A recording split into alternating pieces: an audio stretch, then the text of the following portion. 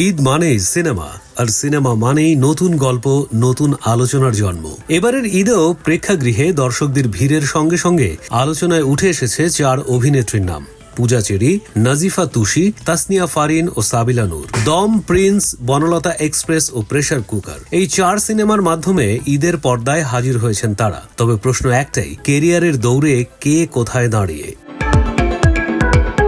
সবচেয়ে অভিজ্ঞদের তালিকায় এগিয়ে রয়েছে পূজা চেরি। নায়িকা হিসেবে যাত্রা শুরু করার পর তার কেরিয়ারের প্রায় 1 যুগ পার হয়ে গেছে। তবে সাম্প্রতিক সময়ে তার অভিনীত কয়েকটি সিনেমা প্রত্যাশা মতো সাড়া ফেলতে পারেনি। জিন, লিপস্টিক কিংবা টাইগার কোনোটি দর্শকদের মনে তেমন আলোড়ন তুলতে পারেনি। সেই জায়গা থেকে যেন নতুন করে ঘুরে দাঁড়ানোর চেষ্টা তার। এবারের ঈদে মুক্তি পাওয়া দম সিনেমায় নারী চরিত্রে অভিনয় করে তিনি আবার আলোচনায়। উল্লেখযোগ্য বিষয় হলো, এই সিনেমার জন্য তাকে অডিশন দিতে হয়েছিল, যা ঢাকাই সিনেমার জন্য খুব একটা পরিচিত প্রক্রিয়া নয়। ছবিতে আফরান নিশোর সঙ্গে তার রসায়ন এবং আবেগঘন দৃশ্যগুলো দর্শকদের প্রশংসা কুড়াচ্ছে। নির্মাতা রেদওয়ান রনি বলেছেন, চরিত্রটি বিশ্বাস করে নিজেকে ভেঙে নতুন করে গড়েছেন পূজা।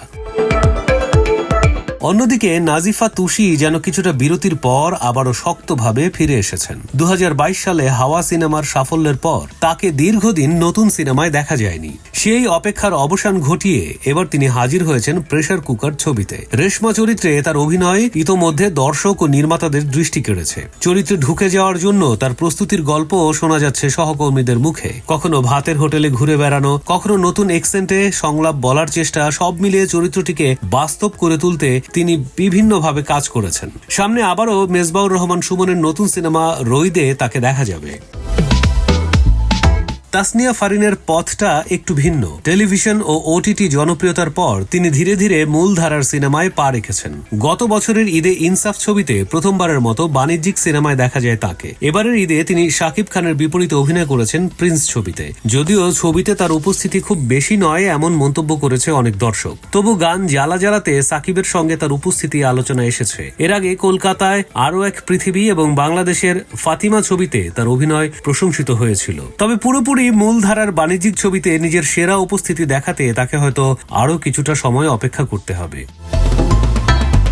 আরেকদিকে সাবিলা নূর ধীরে ধীরে নিজের জায়গা তৈরি করছেন। গত ঈদের তাণ্ডব সিনেমায় শাকিব খানের নায়িকা হিসেবে বাণিজ্যিক ছবিতে অভিষেক হয় তার। ছবিতে উপস্থিতি কম হলেও তিনি আত্মবিশ্বাসী অভিনয়ে নজর কাড়েন। বিশেষ করে লিচু বাগান গানটি বেশ আলোচিত হয়। এবারের ঈদে তিনি হাজির হয়েছেন বনলতা এক্সপ্রেস ছবিতে প্রধান চরিত্র চিত্রা হিসেবে। বিশ্ববিদ্যালয় পড়ুয়া এক তরুণীর চরিত্রে তার অভিনয় দর্শকদের প্রশংসা পেয়েছে। সব মিলিয়ে দেখা যাচ্ছে 4 অভিনেত্রীর 4 রকম পথ চলা। পূজা চেরি অভিজ্ঞতার জায়গা থেকে আবার ঘুরে দাঁড়ানোর চেষ্টা, নাজিফা তুষির চরিত্র নির্ভর অভিনয়ে নিজের শক্ত অবস্থান তৈরি, তাসনিয়া ফারিন মূলধারার সিনেমায় জায়গা করে নিতে ধীরে ধীরে এগোনো, আর সাবিলা নূর নতুন সম্ভাবনা নিয়ে বড় পর্দায় নিজের পরিচয় গড়ে তুলছেন। ঈদের এই সিনেমাগুলো যেন তাদের কেরিয়ারের নতুন অধ্যায়ের সূচনা করেছে।